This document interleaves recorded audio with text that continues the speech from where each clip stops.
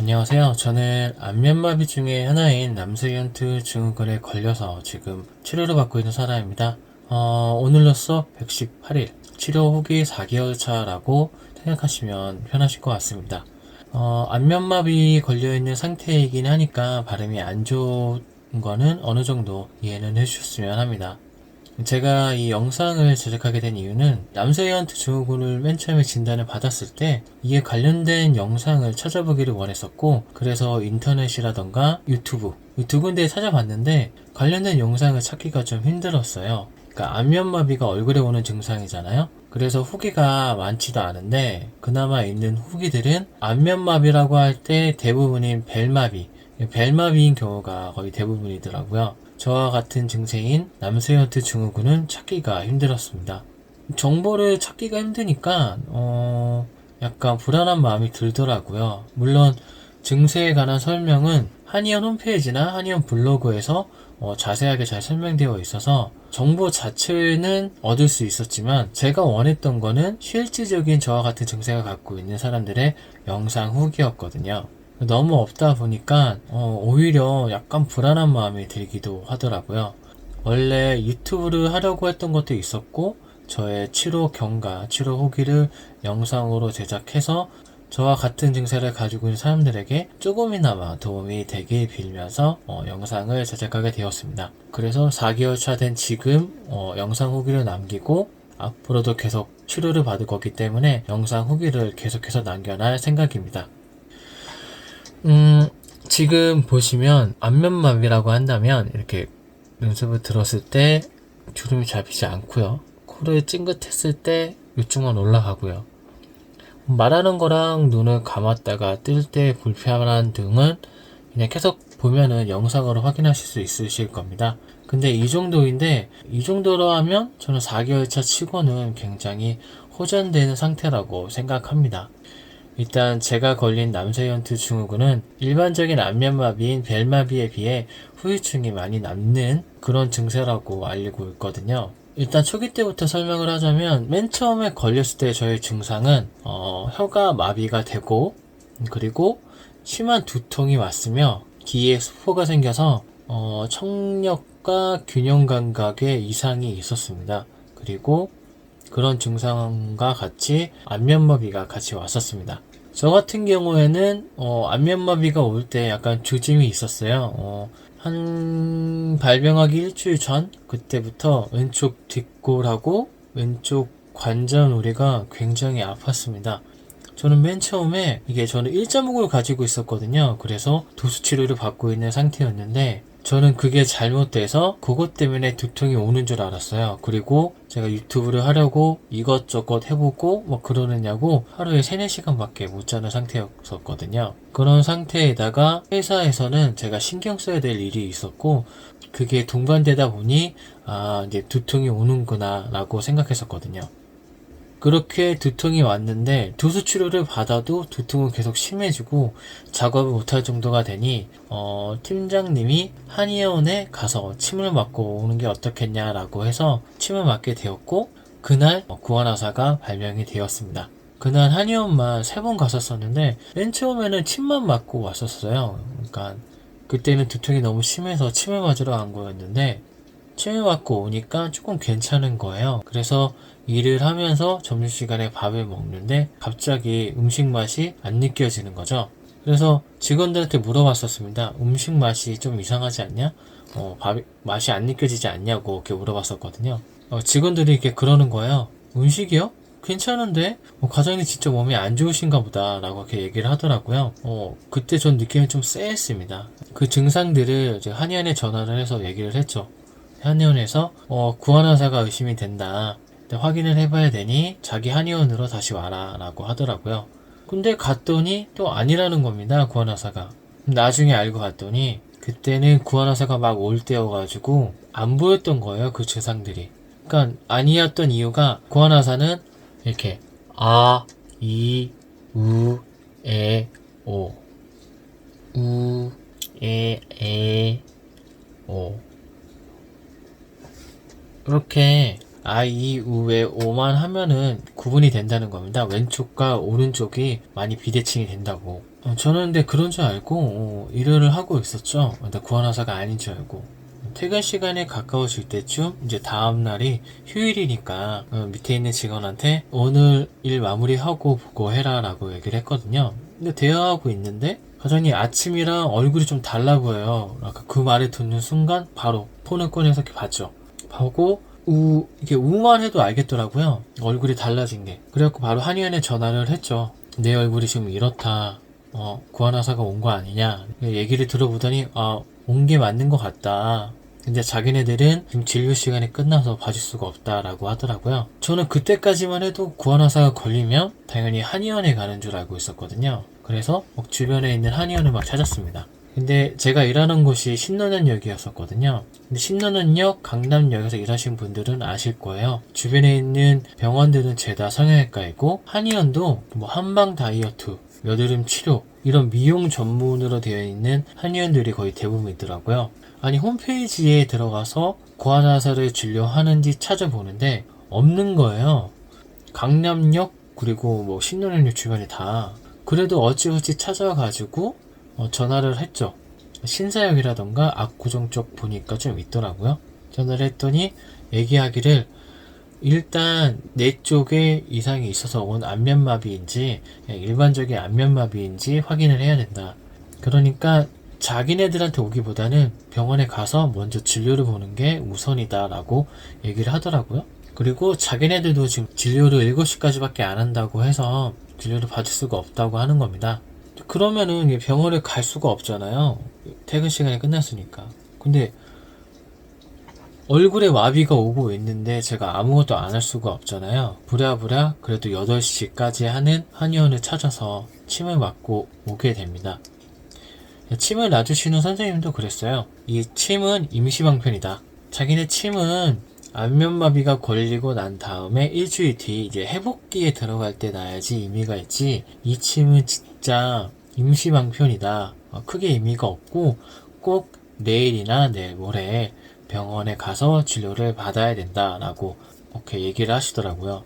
그렇게 솔로라서 쓸쓸한 크리스마스를 아파서 더 서럽게 보내고 다음날 26일 회사에 바로 보고를 하고 병원에 진료를 보러 갔습니다. 신경과 진료를 봤었거든요. 약 처방 받은 게 항생제, 스테로이드 그리고 신경을 보호해주는 약 이런 거였거든요. 그리고 선생님이 이비인후과도 연결해 주셨어요. 이비인후과도 보라고. 그 이비인후과를 갔더니 그제서야 이 람세이헌트 증후군이란 변명을 알려주시고 이에 관련된 정보를 설명해 주시더라고요. 그때 얘기하시길 원래 신경의 한 60% 정도 돌아올 거라고 생각하면 된다. 이 병이, 이 증세가 일반적인 안면마비에 비해 후유증이 많이 낫는다라고 얘기를 하시더라고요. 저는 맨 처음에 60%라고 했을 때 10명 중에 6명만 돌아오는 건가? 라고 생각했었거든요. 근데 그런 게 아니라 100%라고 잡았을 때 돌아오는 게 한 60%밖에 안 된다. 물론 개인차가 있고 많이 좋아지는 경우도 있긴 하지만 보통 그렇다는 거예요. 그렇다고 치료는 안 받을 수가 없잖아요. 일단 알겠다고 하고 청력 검사를 하고 다음날 입원을 해서 계속 치료를 받았습니다. 저는 일단 입원을 해서 치료를 받았거든요. 링겔을 통해서 그 항생제를 투여받고 그리고 매 식사와 함께 스테로이드 약을 복용을 했고요. 그랬더니 두통은 점점 사라지고 귀에는 소포의 딱지가 지면서 조금씩 떨어져 나가더라고요. 그 상태여도 중심을 잡기가 힘든 거는 여전했고 귀가 예민한 거는 여전했습니다. 물론 안면마비가 오는 거는 차도가 보이지는 않았고요. 그렇게 입원하고 5일차부터 물리치료를 시작했습니다. 제가 여기서 드리고 싶은 말 중에 하나는 제가 입원했던 병원은 입원을 한다면 하루에 물리치료를 2번 받을 수 있었어요. 제 영상을 보고 입원했던 병원에서 저와 같은 조건이라고 한다면 꼭 물리치료를 2번씩 받길 추천드립니다. 증세 호전에 대해서 이 물리치료가 굉장히 중요한 것 같아요. 저 같은 경우에는 의사 선생님이 약간 실수를 하셔서 하루에 한 번밖에 못 받았지만 한 번밖에 못 받았음에도 불구하고 물리치료를 꾸준히 받으니까 점점 좋아지는 게 느껴지더라고요. 그러니까 만약에 물리치료를 2번 받을 수 있다 라고 한다면 꼭 꾸준히 물리치료를 받는 걸 추천드립니다. 그렇게 일주일 정도 입원을 해서 치료를 받고요. 퇴원한 다음에 통원 치료로 계속 물리치료를 받았습니다. 발병되고 한 달까지 물리치료를 꾸준히 받으니까 좋아지는 게 몸으로 느껴지더라고요. 그렇다고 해서 막 확확 좋아지는 게 아니라 막 말투가 이런 식으로 얘기했다면 말투가 조금 나아지는 정도? 그리고 그래도 외관상으로는 이렇게 좋아지는 거는 많이 없었어요. 그러니까 저는 한 달 차 정도까지 죽을 먹었는데 밥 대신 식기가 불편해서. 근데 한 달 정도 됐을 때는 밥 정도는 이제 먹을 수 있을 정도로 된 거죠. 신경과에서 얘기를 했더니 좋아지고 있는 것 같다. 이제는 침치료도 병행하는 게 어떻겠냐 라고 얘기하셨고요. 이비인후과에서는 그 청력 검사를 한 결과를 보여주셨거든요. 맨 처음에 이렇게 그래프를 보여주셨는데 맨 처음에 이렇게 청력이 이렇게 손상됐는데 한 달 뒤에 보니까 조금 돌아와 있더라고요. 이렇게 그래프가 이렇게 축 처졌는데 내려가다가 조금 처진 거죠. 근데 어쨌든 나머지의 청력은 돌아오지 않고 고음 쪽에는 영구적인 손상이 왔다라고 얘기해 주시더라고요. 하지만 크게 실망하지 않아도 된다. 뭐 평소 생활하는데 전혀 불편함이 없을 정도다. 이렇게 얘기를 하시더라고요.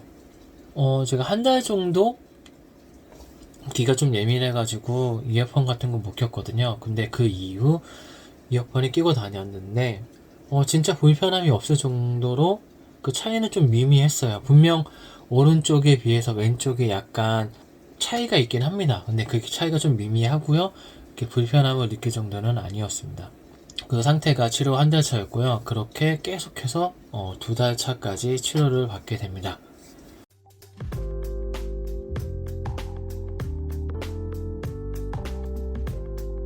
2달 차 되기 일주일 전부터 침 치료를 병원에서 받았는데 한 달 차에서 2달 차가 되니까 회복되는 느낌이 이렇게 천천히 올라왔던 이 느낌이 약간 이렇게 이런 느낌이 든 거예요. 약간 정체되어 있는 듯한 느낌이.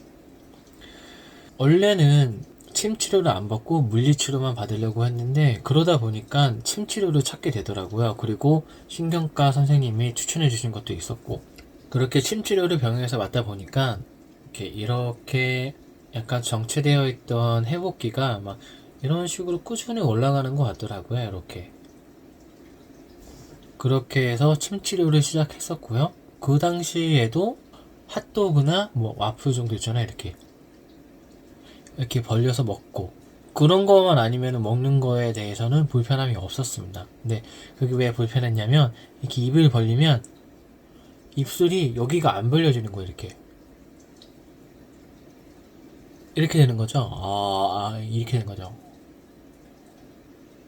이렇게 되니까 이렇게 깨물어야 되는데 이빨 밑에 입술이 이렇게 들어가 있으니까 제가 먹을 때도 이렇게 앞으로 이렇게 먹으면 이렇게 들어가야 됐었는데 이렇게 그렇게 한 먹는 거에 대해서 많이 편해진 상태였고요. 말하는 것도 많이 좋아진 상태였습니다. 그렇게 3달 차 때쯤 되니까 신경과 선생님이 이제 후유증을 준비해야 될 것 같다고 얘기하시더라고요.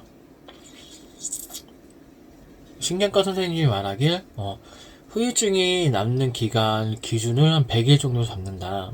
100일까지 회복되는 걸 보고 100일 이후부터는 약간 후유증을 생각하면서 하는 게 일단 그렇게 기준을 잡고 있다라고 얘기하시더라고요. 근데 저는 이렇게 말을 했죠. 선생님 그래도 좋아지고 있는 것 같으니까 계속 물리치료를 받아보겠습니다 라고 얘기를 했고요.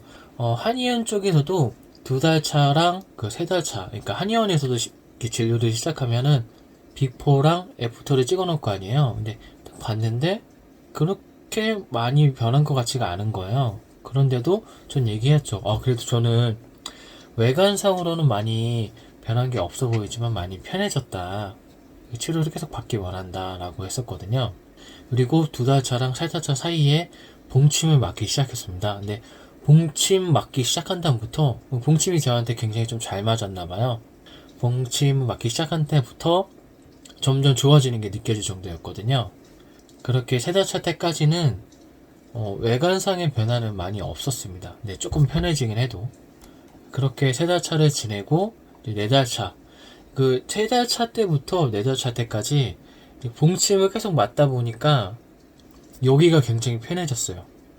그러니까 봉침도 맞고 요 안쪽에 해가지고 침으로 해갖고 휘도 빼고 뭐 여기가 많이 뭉쳐있으면 뭐 자락이라고 하거든요. 뭐 다다닥 해가지고 피도 빼고 막 이런 걸 했었거든요.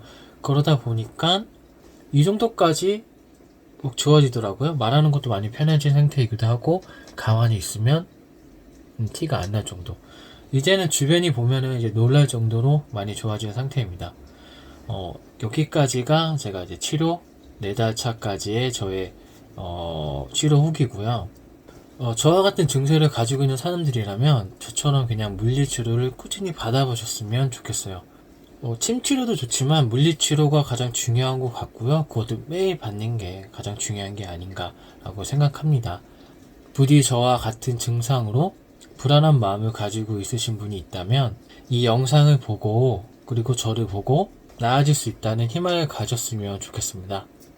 이상 오늘까지 4달 차 후기였고요. 앞으로도 저는 계속 치료를 받을 생각이고요. 중간중간에 생각나는 것이 있다면 영상을 찍어서 업로드 할 테니 궁금한 점이 있으시다면 댓글 달아주세요. 제가 아는 선상 안에서 답변 달아드리도록 하겠습니다.